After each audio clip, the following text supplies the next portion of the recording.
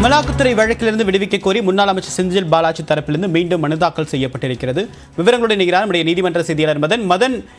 எந்த கிரவுண்ட்ல அடிப்படையில் அந்த மனுவை தள்ளுபடி செய்யணும், இந்த வழக்கை தள்ளுபடி செய்யணும் அப்படின்னு சொல்லி செந்தில் பாலாஜி கேட்கிறாங்க? அதாவது இந்த சட்டவிரோத பண பரிமாற்ற வழக்கில் கடந்த ஆண்டு செந்தில் பாலாஜி கைது செய்யப்பட்டார். ஏற்கனவே இவருக்கு எதிராக அந்த அமலாக்கத்துறை குற்றப்பத்திரிகை தாக்கல் செய்யப்பட்டது. இதன் பிறகுதான் கடந்த ஜனவரி மாதம் 22ஆம் தேதி இவருக்கு எதிராக குற்றச்சாட்டு பதிவு செய்யப்பட அந்த தேதி குறிப்பிடப்பட்டது. ஆனால் ஏற்கனவே இதே போல ஒரு வழக்கு, அதாவது எம்பி மற்றும் எம்எல்ஏக்கள் நீதிமன்றத்தில் விசாரணை கொள்வது, அதாவது போக்குவரத்து கழகங்களில் வேலை பெற்றுத் தருவதாக கூறி அந்த மோசடி செய்ததாக சென்னை மத்திய குற்றப்பிரிவு தொடர்ந்த வழக்கு நிலுவையில் உள்ளது. அந்த வழக்கு விசாரணை முடியும் வரைக்கும் இந்த குற்றச்சாட்டு பதிவு மேற்கொள்ளக்கூடாது என்று செந்தில் பாலாஜி தொடர்ந்த அந்த வழக்கானது நேற்றைய தினம் நீதிபதி அல்லியார்.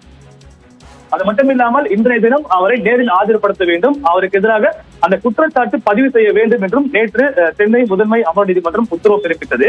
இன்றைய தினம் அவர் செந்தில் பாலாஜி நீதிமன்றத்துக்கு அழைத்து வரப்படுவார் என்று எதிர்பார்க்கப்பட்ட நிலையில் இன்று காலை ஏற்கனவே சென்னை உயர்நீதிமன்றத்தில் அவர் தரப்பில் மூத்த வழக்கறிஞர் பிரபாகரன், அதாவது ஏற்கனவே நேற்றைய தினம் பிறப்பிக்கப்பட்ட அந்த தள்ளுபடி உத்தரவை எதிர்த்து மறு ஆய்வு செய்வது தொடர்பாக தாங்கள் மனு செய்ய உள்ளதாகவும் அந்த மனுவை இன்று அவசர வழக்காக விசாரிக்க வேண்டும் என்று கோரிக்கை வைக்கப்பட்டது. ஆனால் அந்த கோரிக்கை இன்று நிராகரிக்கப்பட்டது.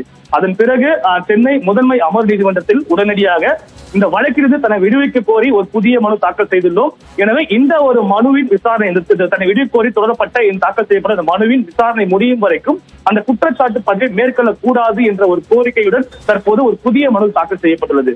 இந்த மனு ஒருவேளை இன்று விசாரணைக்கு எடுக்கும் பட்சத்தில் இந்த வழக்கு விசாரணை முடியும் வரைக்கும் அவர் குற்றச்சாட்டு பதிவை மேற்கொள்ளக்கூடாது என்ற ஒரு விளக்கத்தை, ஒரு வாதத்தை இன்று செந்தில் பாலாஜி தரப்பில் எடுத்து வைக்கப்படும் என்று எதிர்பார்க்கப்படுகிறது. எனவே இந்த சூழலில் செந்தில் பாலாஜி இன்று நீதிமன்றத்திற்கு அழைத்து வரப்படுவாரா, வர மாட்டாரா என்பது தொடர்பான அந்த ஒரு விஷயம் இன்று பிற்பகல் தெரிய வரும். உங்களுக்கு விரிவான தகவலுக்கு நன்றி மதன்.